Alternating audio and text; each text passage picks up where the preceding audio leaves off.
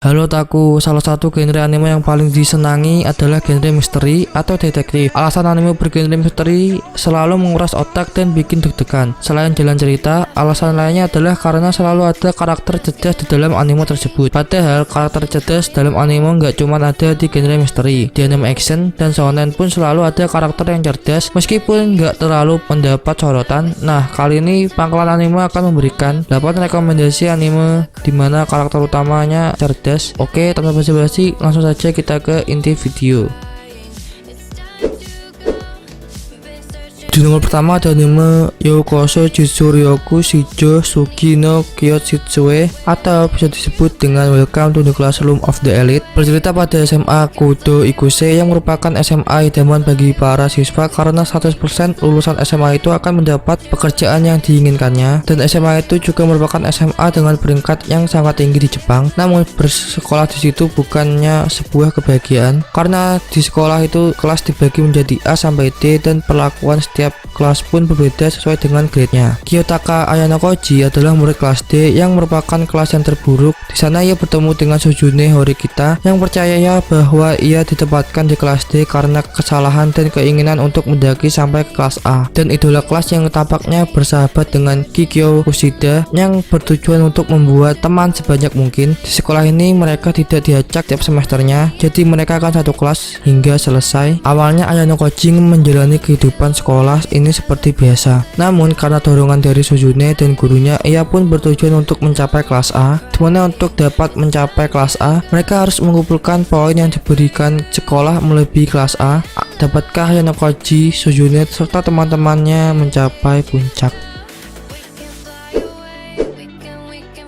Di nomor 2 ada anime The World Could Only Knows. Bercerita tentang seorang anak SMA bernama Katsuragi Keima. Ia adalah seorang hard otaku dan penggila game galgi, bahkan sekarang dijuluki dengan julukan The God of Conquest. Tak ada wanita 2D dari game yang tak dapat ia taklukkan dengan kehebatannya tersebut. Suatu hari saat sedang asik bermain game jatah, Keima membuka email yang datang dari banyak pengirim. Setelah membaca semua email yang ada, Keima tertuju pada suatu email yang berisi tantangan untuknya. Karena merasa dirinya diremehkan, Keima pun menyetujui tantangan tersebut. Namun tiba-tiba suasana menjadi aneh, awan pun berubah gelap dan sewaktu sembaran petir menyambar muncul seorang gadis yang mengaku adalah iblis. Dia bernama Elsie. Dia berterima kasih kepada Keima karena telah menandatangani kontrak perjanjian dengannya. Bahkan sebuah kalung di leher Keima yang akan membuat kepalanya putus apabila janji tersebut dilanggar atau terlambat dilaksanakan. Elsie menjelaskan jika kalung tersebut hanya bisa lepas kalau mereka dapat menangkap jiwa-jiwa yang lepas, dan cara untuk melakukannya hanyalah dengan mengisi kekosongan di hati target. Disinilah kehebatan Keima diuji dalam menaklukkan hati wanita di dunia nyata.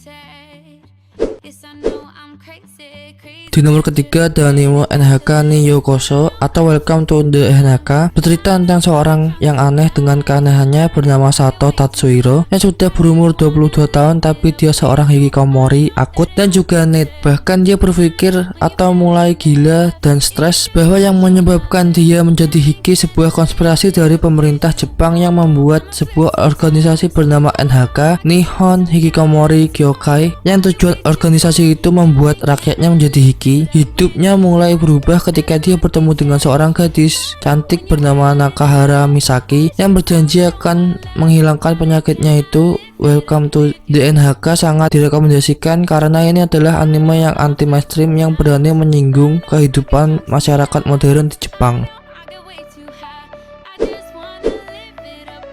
Di nomor keempat ada anime Ansatsu Kyoshitsu. Bercerita tentang datangnya seorang makhluk aneh yang sekarang telah membuat bulan hingga hancur lebih dari setengah bagian. Setelah ia menghancurkan bulan, kini ia ingin menjadikan nasib yang sama terhadap bumi layaknya bulan yang telah hancur. Namun ia menunda penghancuran tersebut hingga waktu yang telah ditentukan dengan satu syarat, yaitu ia ingin agar dapat mengajar di salah satu sekolah, yaitu SMP Kunogigaoka. SMP Kunogigaoka adalah sekolah yang terkenal dengan sistem pembelajaran yang berbeda, di mana orang pandai dan cerdas dikumpulkan di kelas A, sedangkan orang-orang yang memiliki nilai kecil di bawah rata-rata ditempatkan di kelas E. Menggunakan kesempatan tersebut, pemerintah kemudian memberikan misi kepada mereka untuk membunuh makhluk tersebut yang sekarang sering mereka panggil dengan sebutan Koro Sensei. Walaupun begitu, misi tersebut terbilang mustahil walaupun sekarang mereka telah diberikan persenjataan yang lengkap bagaikan pembunuh. Kekuatan dan kecepatan yang dimiliki Koro Sensei merupakan alasan utama yang membuat mereka susah untuk membunuhnya. Di sisi lain, Koro Sensei adalah guru yang sangat hebat dalam mengajar. Bahkan menurut pengakuan murid kelas E, Koro Sensei adalah guru terhebat yang pernah mereka temui. Bahkan Koro Sensei sendiri yang mengajari mereka cara untuk membunuh guru mereka sendiri.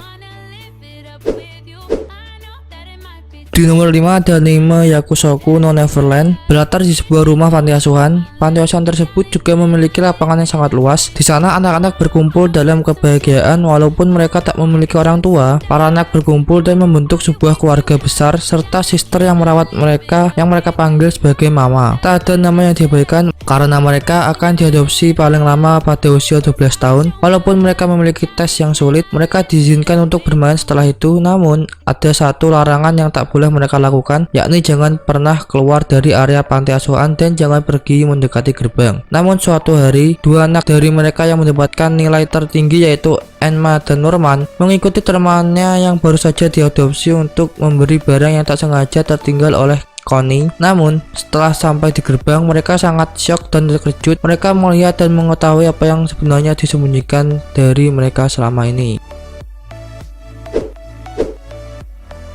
Di nomor 6 ada anime Nejimaki Seiri Senki Tenkyo no Alderamin, bercerita tentang Ikta Sorok, Yatrishi no Ixem, Haruma Baker, Torwai Remion, dan Mateo Tetojirichi. Awalnya mereka pergi berlayar ke sebuah tempat demi mengikuti ujian masuk Akademi Militer Kekaisaran Katsvarna. Namun sayang, kapal yang mereka tumpangi karam dan memaksa mereka terdampar di sebuah pulau. Saat peristiwa karamnya kapal, ada seseorang yang mereka selamatkan dan ternyata ia adalah putri dari kerajaan Katsvarna. Oleh karena itu, mereka berlima pun berjanji untuk menyelamatkan dan memulangkan putri. Walaupun mereka terdampar di wilayah musuh, karena kecerdikan Ikta, mereka akhirnya dapat selamat dan berhasil membawa putri kembali ke kerajaan. Karena kehebatan mereka berlima, mereka pun dinobatkan sebagai kesatria. Namun, menurut Ikta, itu merupakan hal terburuk yang bisa dia dapatkan.